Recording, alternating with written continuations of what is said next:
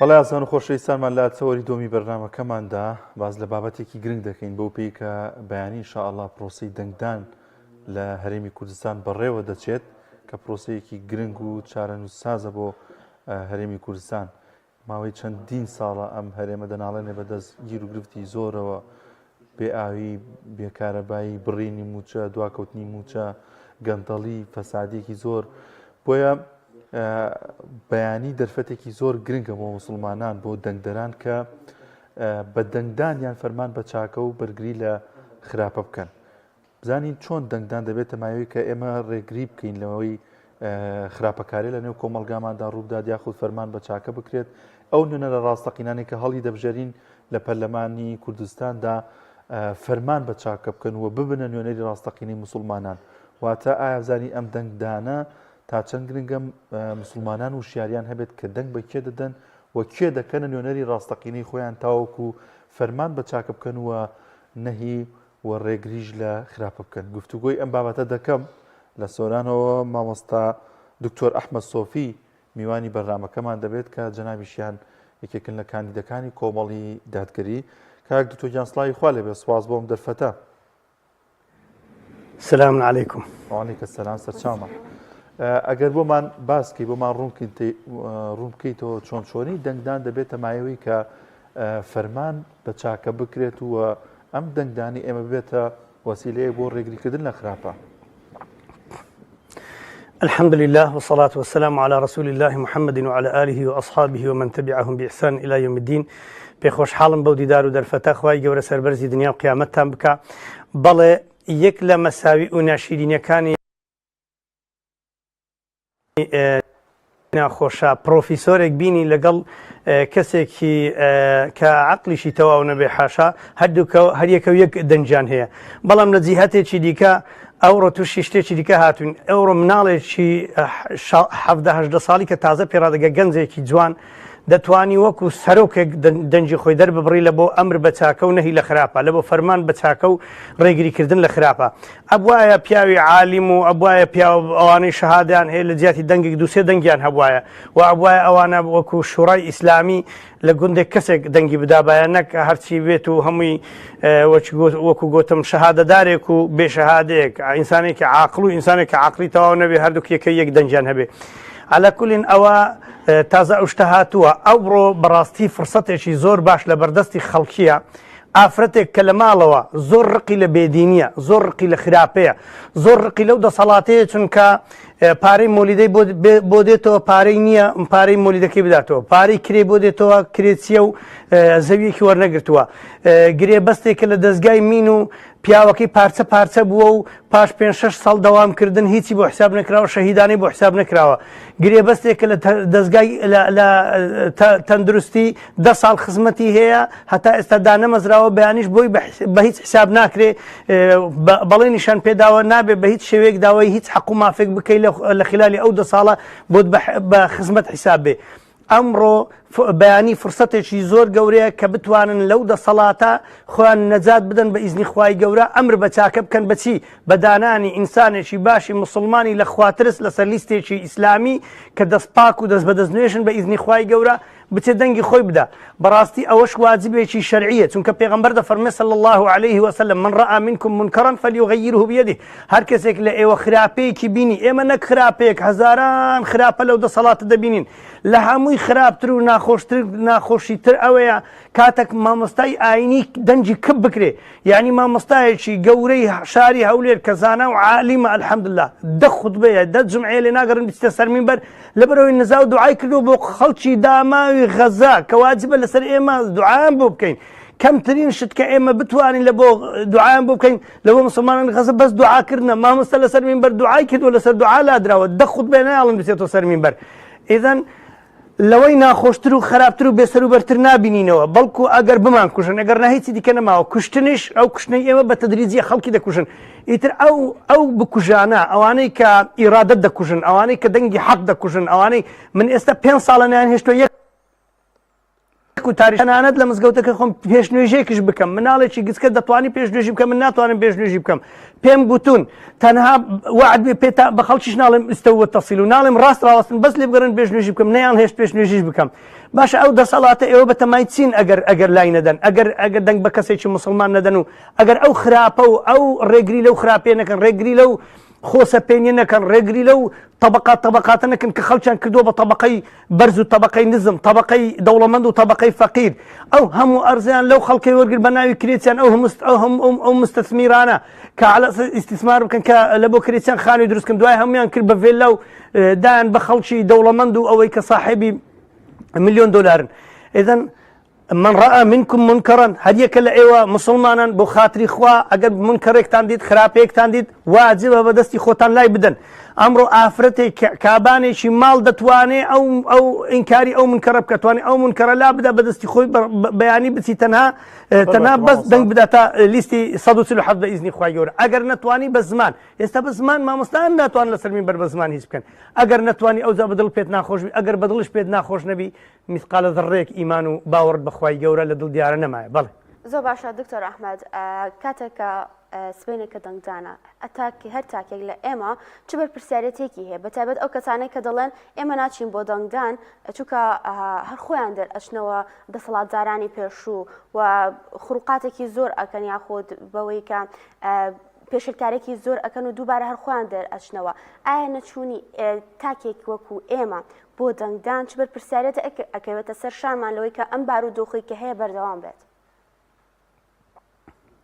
ئەوە بەهانە نییە لەگەڵ ڕێزم هەندێکیان علاسەس زۆر متەدەینن زۆر شارەزانە لە قورئان و حەدیثی پێغەمبەر صلی الله عليه وسلم دەڵێن ئێمە دەنگ بە ئێوە دەدەن ئێوەش دوایە دەسن دەنگ دەدەن بە وەزیرێکی گەندەڵ ئەوە شتیوان نییە بەڵام ئێمە کاتێک دەنگ دەدەین بە وەزیرێکی ئەوان سبەینێ مەثەلاً وەزارەتی ئەوقافمان تەسلیم کەن یان مەثەلاً وەزارەتی کەمان تەسلیم کەن ئەوانش بە مەجبوری دەبێت دەنگ بە وەزارەتەکەی تۆ بدەن ئەوجا ئەگەر هات و مەجلیسی شوڕای ئێمە بڕیاریدا دەنگ بە یەکێک بدەین کەنجی دەنجی پێ دەدەین ئەگەر لە بەرامبەر مەساڵحی دیکەت وەرگرت ئەوەش عولەمانی ئیسلام ڕێیان پێداوە ئەوە ئەوانەی متەدەینن لە بەردینداری زۆر تۆخ بوونەتەوە دەڵێن ئێمە دەنگ بە ئێوە نادەین ئەوانەی دەن وەڵڵاهی هیچ ناکرێ ئەوە بەهانەیەکی زۆر حاشە بێ بنەمایە لەبەر چی لەبەری ئەتۆ چووی ئایا ئەو خەڵکە هەموو چووە ئایا خەڵک هەموو دەنگی داوە هیچ نەکرابی نەخێر خەڵک نەچووە ئەو یەک دووەم ئەتوو لە لای خوای گەورە جل جەلال لەسەرتە بچی دەنگ بدەیت خۆ لەسەرت نییە بچی ئەوانە لا بدەیت خۆ لەسەرت نییە بچی شەڕ بکەیت لەبەری ئەوڕۆ ئەمیرێکی ئیمانداران نییە و سیلاحی بەدەست بیت دژی ئەو گەندەڵێ شەڕ بکە ئەگەر هەر کاتێک بەرەیەک دروست بوو بە سیلاح بە تفەنگ بە چەک بەرامبەر ئەوانە ڕابوەستی ئەو کاتی هەنجی عولەمانی ئیسلام فتوایاندا واجبە بچی سیلاح هەڵگری بەس ئەتۆ ئەوڕۆ بەتەمانی بچی دەنگێکی بدەیت سبەینی بەتەمای بچی بەتەمای شەڕەدەنگی نەکەی شەڕەت فەنجی بکەیت ئەوە بەهانە نییە بەڕاستی ئەتۆ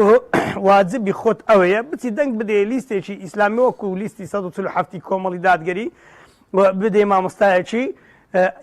ئیدی ئەوە لە هیچیت کە لەسەر تۆ نییە لەسەر تۆ نییە لە ئیسلام سەربێخی ئیمامی حەمزە سەرکەوتنی ئیسلامی نەبینی ڕەزا و ڕەحمەتی خوای لێ بی شەهید بوو لە پێناو خوای گەورە بەڵام چی کرد هەوڵیدا چوو جیهادی کرد غەزای کرد ئێمە لەسەرمانە بچین لەسەرمان نییە وەڵڵا لەبەر ئەوەی سەرکەوتو نابین ئێمە ناچین بەو ئیشە لە ئیسلامدا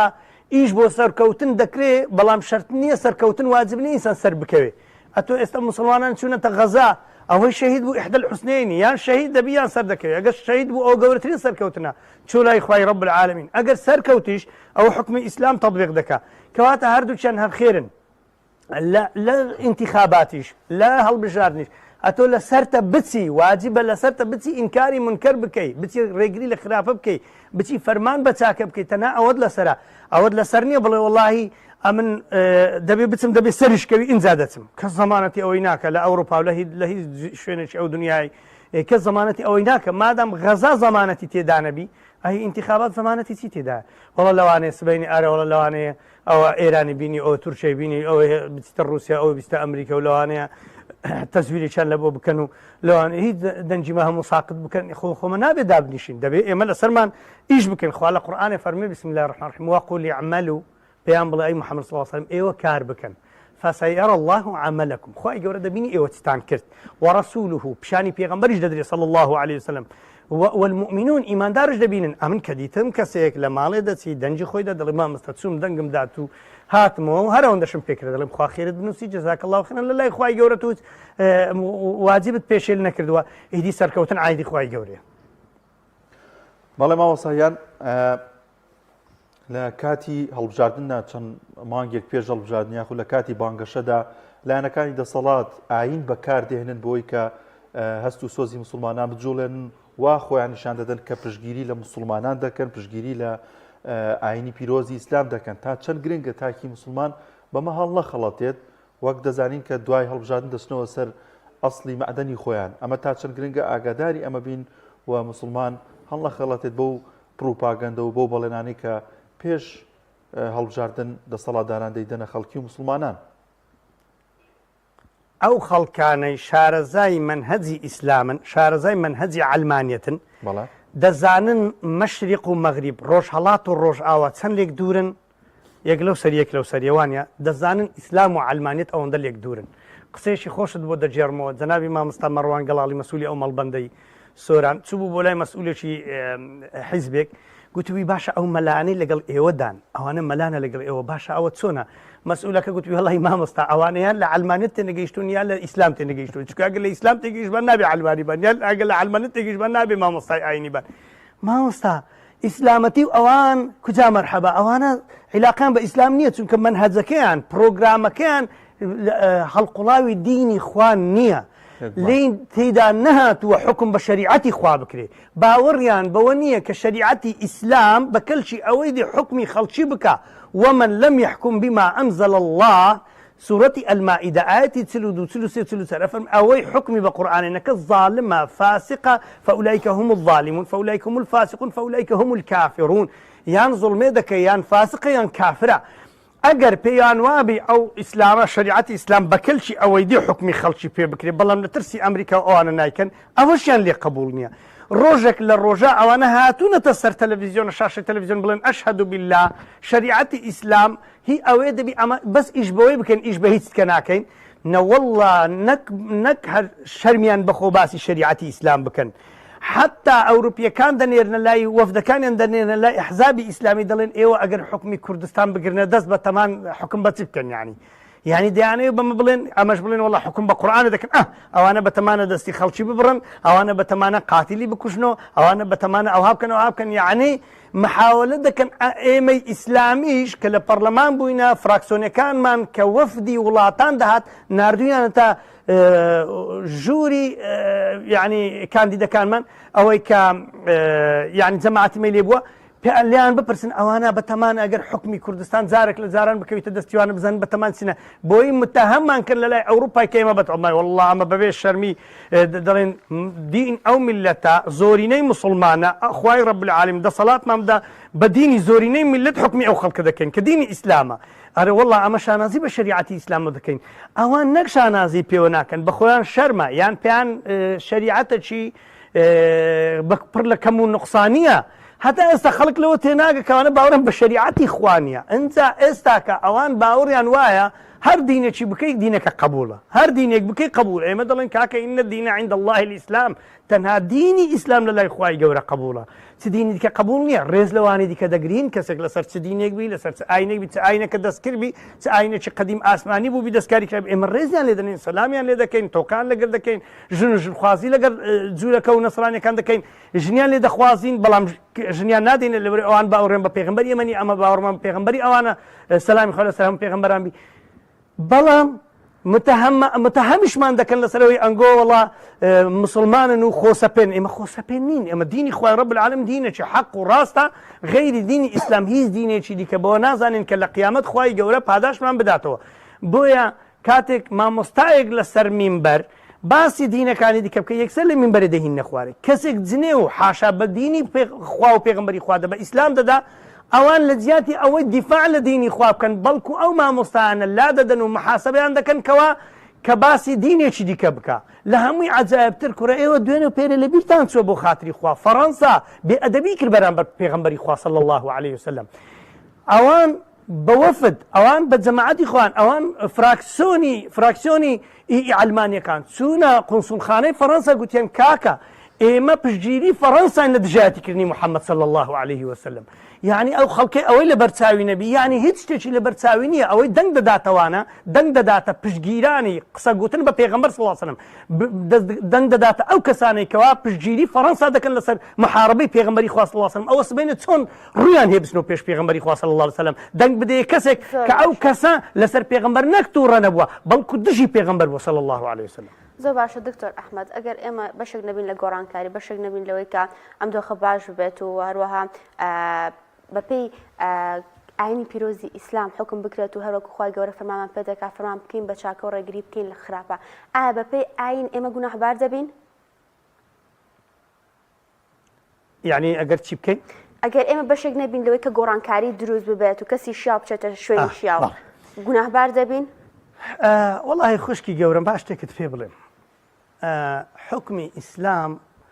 زۆر بە زەحمەت بەو شتانە دەگەڕێتەوە، بەڵام ئێمە هەوڵ دەدەین بە دەنگدان زۆرینە بە ئیزنی خوای بەدەست بێنین. ئەگەر حکومان کردە بەردەستی ئەو کاتی ئەتوانین قووەت و هێزیشمان هەبی. لە بیدعی مزگەوتەکان ڕا، لە ئەو بێسەروبەری کە لە مزگەوتەکان ڕادەست پێ دەکەین لە ڕاستکردنەوەی مەساری دینداری، هەتا دەگاتەوە مەساری حکم هەمووی ڕاست دەکەینەوە بە حەول و قووەتی خوای گەورە. هەندێک کەسێ دەڵێ مامەستا وەڵڵە ئیسلام بەو شتانە ناگەڕێت. ئەرێ وەڵڵە خوشتی بەڕێزم، ئەوەندە گوناحبارین لەوەی کەوا مسلمانانمان زەلیل کردو، خەڵکی کوردستان مسلمانانی زەلیل کردووە. بۆ چونکە دەنگ ناداتە مسلمانان، دەنگ دەداتە علمانیەکی، علمانی عزیز کردووە، ئیسلامی زەلیل کردووە. واللهی لە مەحکەمەی خوای رب العالمین ئەو نانەی خواردوێتی لی حرامە، ئەو معاشەی وەرگرتوێت لی حرامە، ئەو هەوڵەی داوێتی لی حرامە، ئەو دەنجی داوە لی حرامە. والله لە محکەمەی خوای گەورە ڕوو ڕەش و شەرمەزارە بن ئەو کەسانی دەنگ بدەنە علمانیان سبەینی و دوزبینی لەبەرەوەی ئیسلامیان زەلیل و غەریب کردوون کە بەخۆشان مسلمانن، ئیسلامیان زەلیل کردوون و بە نوێنەری خواندان ناون، بەڵکو علمانیان کردوونە تا نوێنەری مسلمانان. خوای گەورەش لە قورئان دەفەرمێ ناکرێت و ئینسانی بێدین و غەیرەدین بکەیتە سەرکردە و پێشەوای خۆت و بکەیتە پێشەوای مسلمانان. بە هیچ شێوەیەکی ئەوە یانی شتێکی زۆر ناتەبیعیە لە 1996 مسلمان بی ئیسلامی لە 100 دەیبینن، لە 112 دەیبینن، شتێکی زۆر ناتەبیعیە. ئەو هەموو ئەحزابە ئیسلامیە هەیە، ئیسلامیمان هەیە میانە ڕەو، ئیسلامیمان هەیە چەک بەدەست بووە، ئێستاش باوەڕی بە چەک هەیە بە ئیزنی خوای گەورە خوددا دەسەڵات بدا. یعنی خەباتی شاخی کردو وەکو کۆمەڵ دیفاعی لە حەق و مافی ئەو میلەتە کردووە. باش ئەگەر ئێستا ئێوە ئەتو مسلمانی ئەوڕۆ لە پشت ئەو پەردەی کەست لەلانی خوانەبی جەلە جەلالو لەوێ دەستت نەچی تێ دەنگ بدەیە مسلمانێک، دەنگ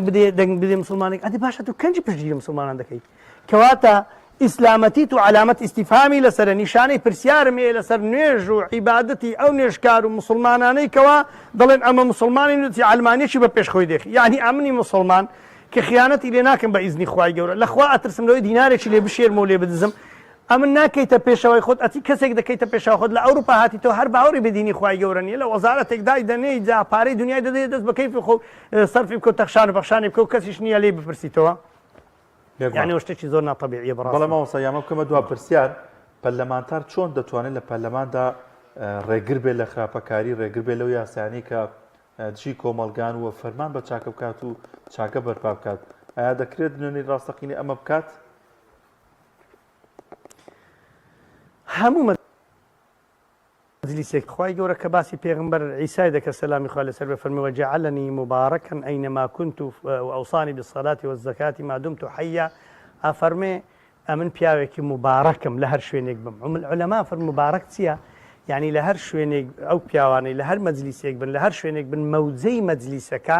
بەرەو لای خوا و پێغەمبەری خوا صلی الله علیه و سلم ئاراستە دەکەن. ئەو مەجلیسە وا لێ دەکەن، شەرمیان لێ بکەن، باس خوایان بەبیردینەوە، پێغەمبەریان بەبیردینەوە، قورئانیان بەبیردینەوە،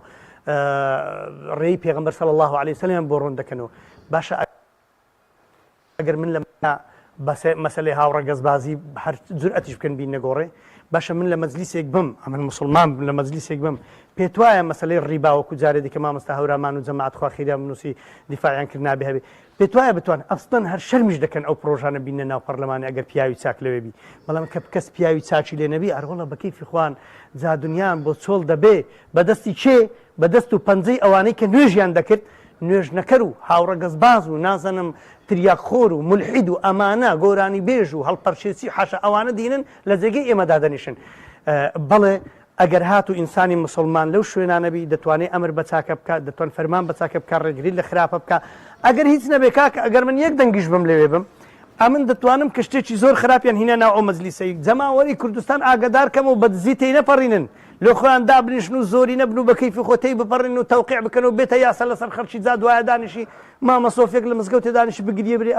چنەوە یاسایە چەندانە لە بۆ کوردستانی بۆ دەگریە مامەسۆفی بۆ ئێستا ناچی بەخۆ بەمان و مندارەوە دەنگ بدێ کەسێکی مسلمان لەوەی ئەمن لەوێ شەڕی تۆ بکەم ئەتۆ لە ماری دوای شەڕت پێ ناکرێ تازە قافیلە کە ڕۆی دابنیشی بگریە برێ وڵای ئەو قافلەی ڕۆی خۆزگە لەگەر ئەو سیارەی ڕۆیشت بامە ئێستا گەیشت بوومە جێ بابەجان ئێستا بگەن بە قافلە بگەن بەو کاروانە خۆتان ماڵ و منداڵتان خزم و کەستان دۆست و ناسیاوتان تیان بگەینن دەنگ بدەنە مسلمانان ئەوەندا تا ئەوڕۆ پێ دەکرێت دوو سبەی ئەوەتان پێ ناکرێ ئەوەی ئەوڕۆکە لە گۆڕەیە سبەینێ دەتوانی دوو سبەی ناتوانی هەندێک عیبادەت هەیە هەندێک پەرستش هەیە وەختی هەیە چۆن قورئانە فەرمی ئینە سەڵاتە کانت عەلە المؤمنینە کیتابا مەوقوتا ئێستا سەڵات الضحا و سەعات دێ تا 12 کەیت سەڵات الضحا ڕۆیشت خێری ئەو نوێژت لەدەست ڕۆیشت سبەینی ئەو دەنگدانە هەیە هەتا 4 ساڵی دی چاوت پێ ناکەیتەوە داخۆ پاش 4 ساڵ کە دەمینی دەمری چت بەسەردەی وقەلیب القلوب چت بەسەردینی جابۆیە عیبادەتێک هەیە لە بیستیدا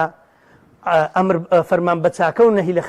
ڕێگری لە خراپەیەک هەیە تەنها لە بیستیدا دەکرێت هەتا 4 ساڵ لەوانەیە 5 ساڵی دی کوڕ لەوانەیە و قوارەیە هەر نەمینی زمانێکی یعنی لا سەمح الله ئەمە هەموو شتمان لە خەتەردا ئێستا کوردستانە ساحەیەکی ثەوری ئینقلابیە ئەوەی سبەینێ پێت دەکرێت لەوانەیە لە ژیانی خۆ پێت دووبارە نەبیتەوە بڕۆ بە ئیزنی خوای گەورە شاهێدی بدە لە بۆ مامۆستایەک لە بۆ دیندارێک لە بۆ لیستێکی ئیسلامی لە بۆ لیستی 147 خوای رب العالمین پشت و پەنات دەبی ئەگەر ئەوە نەکەیت ئەوە خوای رب العالمین گلەیت لێ دەکا و دوایە بۆ خۆت گلەیە لە خۆ بکە هەر گوناهێک بکرێ ئەوانەی کە بە دەنجی تۆ دەچن یان نەچوونی تۆ لە بۆ ئینتیخابێ هەر گوناهێک لەنا ئەو پەرلەمانە بکرێ ئێوە گوناهبارن لای خوای رب العالمین ئێوە شەریکن بەڵێ زۆر سپاس بۆ زانای ئاینی دکتۆر ئەحمەد سۆفی کە لەم تەورە لەگەڵمانە بووین زۆر سپاس دەکەین